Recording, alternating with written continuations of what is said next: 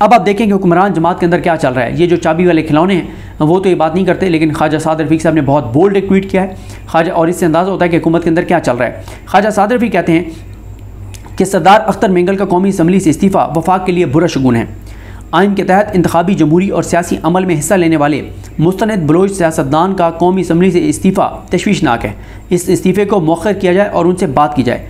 इन हालात में डॉक्टर मालिक बलोच, लश्करी रईसानी, अख्तर मेंगल, अब्दुल गफूर हैदरी और मौलाना हिदायतुर्रहमान जैसे सियासतदानों का दम गनीमत समझा जाना चाहिए।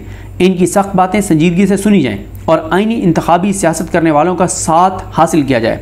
ये जानते हुए भी अब ये बहुत इंपॉर्टेंट है और इससे आपको अंदाज़ा होता है कि ये कितना संगीन है और ये वाज़ेह है कि इस निज़ाम के लिए बहुत ख़तरनाक है अख्तर मेंगल साहब का इस तरह से मुस्ताफ़ी होना। वो ये कहते हैं कि जानते हुए भी कि इनफरादी मुलाकातों या मीटिंग्स के दौरान मुतअद्दिद बार तवज्जो दिलाने के बावजूद मेरे इस मौक़िफ़ पर तवज्जो नहीं दी गई और बाज़ औक़ात नापसंद भी किया गया। मुझे ये कहने में कोई शक नहीं कि बलूचिस्तान का मसला महज ताकत के इस्तेमाल, महज मुज़ाकरात या पसंदीदा सियासी खिलाड़ियों के ज़रिए हल नहीं होगा। दर्दमंदाना अपील है कि हुक्मरान इत्तेहाद और रियासी इदारे सर जोड़कर बलूचिस्तान का पायदार हल तलाश करें। सोचना होगा कि कल के इत्तेहादी आज मुखालिफ कैंप में क्यों इकट्ठे होने दिए गए हैं। ये अपने वो नवाज शरीफ और शहबाज शरीफ को भी कह रहे हैं कि सोचना होगा कि कल के इत्तेहादी आज मुखालिफ कैंप में क्यों इकट्ठे होने लगे हैं। पानी सर तक आ चुका है, कोई जामे मनसूबाबंदी नहीं आ रही। सी पैक की बहाली और तकमील को रोकने के लिए फ़ौरन पावर्स पूरी तरह सरगर्म अमल हैं।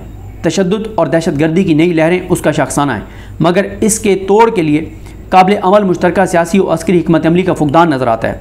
अदम एतमाद कर रहे हैं वो पूरे इस निज़ाम पर। साद रफ़ीक साहब भी इसकी खैर संजीदगी पर पे कि इसके तोड़ के लिए काबिल अमल मुश्तरका सियासी और अस्करी हिकमत अमली का फुकदान नज़र आता है। पाकिस्तान तोड़ने और अलग होने का ख्वाब इंशाअल्लाह तिश्नाए तकमील ही रहेगा, मगर ये मकरूह खेल बहुत कुछ हड़प कर जाएगा। ये तो हो गया जनाब। मैं कॉलम पढ़ रहा था मेजर तला शहीद के चचा हैं अब्दुल हनान राजा साहब, उन्होंने बलूचिस्तान पे लिखा है, बड़ा अच्छा लिखा है। मैं उस पर पढ़ रहा था तो मैंने कहा मैं आपके साथ उनके पॉइंट्स भी शेयर करूं, लेकिन इस दौरान उनके एक और कॉलम मेरे सामने आया जो उन्होंने अपने भतीजे मेजर तला शहीद की शहादत पर लिखा था। और आज क्योंकि यौम दिफाए पाकिस्तान भी है और तमाम शोदा को उनके ख़ानदानों को, ख़ास तौर पे उन माओं को, उन बहनों को, उन बेटियों को, उन बच्चों को जिनके अपनों ने इस मुल्क के लिए जानें कुर्बान किए हैं, शहादतें दी हैं, वो उनको मुबारकबाद भी देनी चाहिए और उनको सलाम भी पेश करना चाहिए। तो मेजर तला शहीद की शहादत पर उनका एक कॉलम है, वो मेरे सामने आया है तो मैं ज़रूर पढ़ना चाहूँगा। फिर मैं आपको बताता हूँ कि अब्दुल हनान राजा साहब जो हैं वो बलूचिस्तान के इशूज़ पे जो कुछ अहम पॉइंट्स लिख रहे हैं वो क्या है, वो भी मैं आपको बताता हूँ। वो ये कहते हैं कि और मैं मिला हूँ मेजर तला शहीद के वालिद साहब से, और बहुत अजीम ख़ानदान, बहुत अजीम वालिद, बहुत अजीम माँ, और मतलब ये पढ़ के भी ज़ाहिर तकलीफ़ तो होती है कि किस तरह से माओं ने अपने लख्त जिगर कुर्बान किए हैं इस धरती पर। और आखिरी इनका जुमला भी बड़ा इंपॉर्टेंट है अब्दुल हनान राजा साहब का जो चचा है मेजर तला शहीद के। और ये भी आपको बता दूं कि मेजर तला शहीद जो हैं ये लेफ्टिनेंट जनरल सरफराज अली साहब के साथ शहीद हुए थे बलूचिस्तान में, सैलाब ज़दगान के लिए वहाँ पर गए हुए थे। और उनके साथ मेजर जनरल अमजद हनीफ साहब थे, ब्रिगेडियर मोहम्मद खालिद साहब थे, मेजर सईद साहब थे और नाइक मुदस्सर रियाज साहब थे। इन्होंने अपनी जानें कुर्बान की थी, ये शहीद हुए थे जब वहाँ पे मौसम ख़राब था। उसके बावजूद वहाँ पे बलूचिस्तान के लोगों के लिए ये वहाँ पर गए थे, इमदाद के लिए गए थे, इमदाद की निगरानी करने गए थे और ये शहीद हो गए थे। तो तमाम शुहदा को सलाम, इन शहीदों को भी सलाम।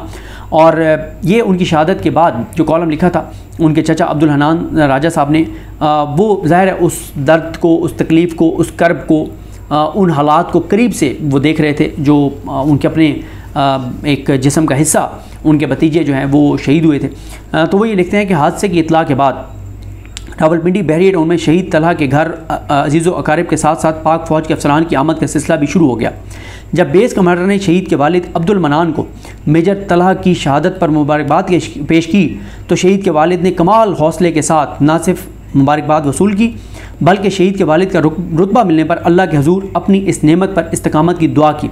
यही वजह रही कि लेफ्टिनेंट जनरल सायर शमशाद जब अपने दर्द के इजहार और शहीद के अहल खाना की दिलजोई के लिए अल्फाज तरतीब दे रहे थे तो शहीद के वालिद और अहल खाना के कर पर पड़े सब्र के भारी पत्थर देकर हौसला पा गए। शहीद की वालदा ने एक रोज़, ये बहुत बहुत इम्पॉर्टेंट बात है, कहते हैं कि शहीद की वालदा ने एक रोज़ बेटे को वर्दी में मलबूस देखकर फ़ख्र, मुसरत और इनबसात का इजहार किया। और तो बेटे ने जवाबन कहा कि मामा, परचम में लिपट कर आने की अलग ही शान है। यकीनन माँ के इजहार वारफ्तगी कि ये लम्हात कबूलियत के लम्हात ही होंगे कि जिस दहाई से मेजर तलहा मनान अपने रब के हजूर पेश हुआ। वो बुलाया न जाएगा। ईमान और शान की मौत दोनों एजाज़ तलहा और उसके साथियों को अता हुए। पाक फ़ौज के अफसरान और जवानों ने जिस शान और हज़ारों पाकिस्तानियों ने जिस अकीदत से अपने काबिल फ़ख्र बेटे को रुखसत किया वो अलग ही दास्तान है। और फिर शहीद की माँ ने जिस कमाल ज़ब्त से अल्लाह की अमानत वापस लौटाई और अपने लाल को सुपुर्द खुदा किया, ये उन्हीं का हौसला, बल्कि उन्होंने शहीद के कफन को आह फ़गां के दाग से भी बचा लिया। यानी कोई आह फ़गां नहीं थी, एक फ़ख्र था अपने बेटे का इस धरती पर शहीद होने का। और वो कहते हैं कि किसी ने क्या खूब कहा कि शहीदों के वालिदैन के दिल धरती की तरह कुशादा और सायादार शजर की तरह होते हैं। और ये तमाम शहीदों के नाम हैं, ये वाकई तमाम शहीदों के वालिदैन के नाम हैं, उनकी फैमिलीज़ के नाम हैं, उनकी बहनों के नाम हैं, उनकी बीवियों के नाम हैं, उनके बच्चों के नाम हैं, उनके ख़ानदान के एक एक फ़र्द के नाम हैं कि शहीदों के वालिदैन के दिल धरती की तरह कुशादा और सायादार शजर की तरह होते हैं, जो धूप की तमाज़त सह कर भी हर कस और नाकस को अपनी ठंडी छाँव में सुकून अता करते हैं। वो अपना कर्ब समंदर की गहराई में उठने वाले तूफ़ान जो कभी सतह आप पर नज़र नहीं आता की तरह दबाए रखते हैं। जनरल कमर जावेद बाजवा, जो ज़ाहिर उस वक्त आर्मी चीफ थे, जनरल कमर जावेद बाजवा शहीद के घर आए तो फ़र्त मोहब्बत से शहीद के वालिद को बोसा और मुबारकबाद देते हुए कहा कि शहादत की ख्वाहिश लिए हम अपने फ़राइज़ से सुबकदोश होने को हैं, मगर मेजर तलहा ऐन जवानी में हयात जादवानी पा गया। ना सिर्फ वालिदैन बल्कि पूरी कौम, पूरी फ़ौज और कौम ऐसे जवानों को जन्म देने वाली माओं और अज़्म इस्तिकामत के पैकर वालिदैन पर फ़ख्र करती हैं और उनके हौसले पाक फ़ौज के जज्बों को महमीज़ बख्शते हैं। वो कि उन्होंने फिर जिक्र किया किस किस का फ़ोन आया, कौन कौन ताज़ियत के लिए आया, मुख्तलिफ़ जमातों तंजीमों सब का जिक्र करके वो कहते हैं कि मुख्तलिफ़ तंजीमात के नुमाइंदगान का इज़हार ये एंड करें, वो इज़हार अकीदत इस बात का सबूत है कि कौम में अपने वतन की हुर्मत पर मर मिटने का जज्बा मौजूद, मगर बकौल इकबाल ज़रा नाम हो तो ये मट्टी बड़ी ज़रखेज़ है साकी, मगर अफसोस तासुब, बदउनवानी, नाइंसाफ़ी और बोसीदा निज़ाम ने आँखों से हया और मट्टी से वफा की नमी छीन ली। अल्लाह शोदा के सदक़े इस मुल्क को सलामत और ताक़यामत रखे। आह मेजर तलहा मनान, अलविदा मेरे शेर, अलविदा। ये ज़ाहिर है एक शहीद के चचा का कॉलम था। अब आ जाएँ कि उन्होंने जो बलूचिस्तान के हालात पे लिखा, उन्होंने दुरुस्त लिखा कि इसमें जो भारत का फैक्टर है उसको रूल आउट नहीं किया जा सकता। बांग्लादेश में हसीना वाजिद को जिस तरह से निकलना पड़ा, जो उसको शिकस्त हुई, उसके बाद भारत सीख पाए और इसलिए वो चाहेगा कि तवज्जो हटे इन चीज़ों से और पाकिस्तान पर फोकस आए और दहशतगर्दी हो पाकिस्तान में। फिर उन्होंने मादनियात का जिक्र किया, बलूचिस्तान में ज़खायर का जिक्र किया, उसकी वजह से भी पाकिस्तान के दुश्मनों को बलूचिस्तान खटकता है। लेकिन उन्होंने बलूचिस्तान की महरूमियों की बात की और उन्होंने इस महरूमियों के ज़िम्मेदार इन हुकूमतों को, सियासतदानों को करार दिया और निज़ाम अदल को भी करार दिया। और ये बातें दुरुस्त हैं। मेरा ये ख्याल है कि सबको मिल बैठना होगा और बलूचिस्तान पे डिस्कशन करनी होगी, बात करनी होगी और बलूचिस्तान के मामले को हल करना होगा। वरना जिस तरह से अगर मौलाना फजल रहमान साहब भी पार्लिमानी सियासत से अलग हो जाते हैं और सियासतदान भी जिस तरह हामिद मीर साहब कह रहे हैं कि मुस्ताफ़ी हो जाते हैं, तो ये बहुत ख़तरनाक होगा।